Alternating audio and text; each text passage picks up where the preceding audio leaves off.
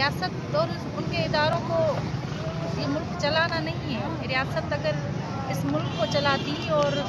یہاں کی قوموں کو اپنے حقوق دیتی تو یہ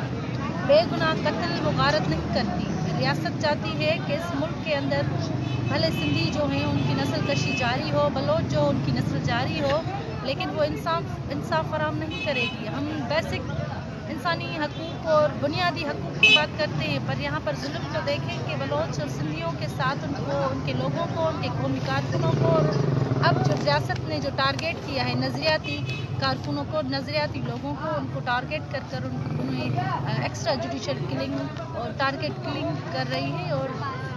ان کو پری پلان کر کے اور ان کو مار رہی ہے۔ ریاست کے ادارے ہمیں بتائیں کہ سندھ کے اندر کیا تھا۔ یہاں پر بلوچستان کے اندر احتجاج چل رہا تھا، ان کی ایکسٹرا جوڈیشل کلنگ ہو رہی تھی، وہاں پر بلوچ جو تھے وہ اسلام آباد پریس کلب پر بیٹھے تھے، انصاف کی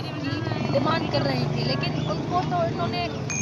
جو ہے انصاف فراہم نہیں کیا۔ ایکسٹرا جوڈیشل کلنگ انہوں نے بند نہ کی، لیکن انہوں نے یہ جو ایکسٹرا جوڈیشل کلنگ ہے، جو ریاست کی طرف سے ایکسٹرا جوڈیشل کلنگ ہو رہی ہے، انہوں نے یہاں پر سندھ کے اندر شروعات پتہ نہیں کیا پیغام دینا چاہتی ہے ریاست کہہ رہی، ریاست شاید ان کو سمجھ میں نہیں آ رہا کہ سندھ کے اندر اتنا امن کیوں ہے، تو اس وجہ سے انہوں نے یہ شروعات خود ریاست نے کری ہے، اور یہ جو ریاست نے شروعات کری ہے بہت ہی خراب کی ہے، اور بے گناہ جو قتل کیا ہے ان کا حساب یہاں کے ادارے، یہاں کی ریاست کو دینا پڑے۔ جب 2 سال وہاں پر اپنے فوجی کوٹوں میں اس کو رکھا تھا، اپنی سزائیں دی تھی، باقی بھی کارکن جو ہے ہمارے 2017 سے لاپتہ ہوئے تھے، ابھی تک وہ ریاست کے ٹارچر سیلوں میں ہیں، لیکن انہوں نے یہ جو نیو جو سسٹم شروع کیا ہے اس کا جواب آپ لوگ ہمیں دیں، یا اس کا سوال آپ ریاست سے بھی کریں۔ ہر وہ بندہ، ہر وہ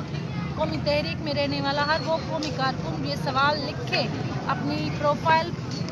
اپنی پوسٹ، اپنی وال پر لکھے، سوالات کریں کہ آخر ہدایت لوہار کو قتل کیوں گرفتار نہیں ہوتے، ان کو سزا نہیں ملتی۔ ہم ایسے ہی روڈوں اور سڑکوں پر ہوں گے۔ ہم آپ سب سے امید رکھتے ہیں، اپنی عوام سے امید رکھتے ہیں کہ آپ ہمارا ساتھ دیں گے اور قاتلوں کو سزا دلائیں گے۔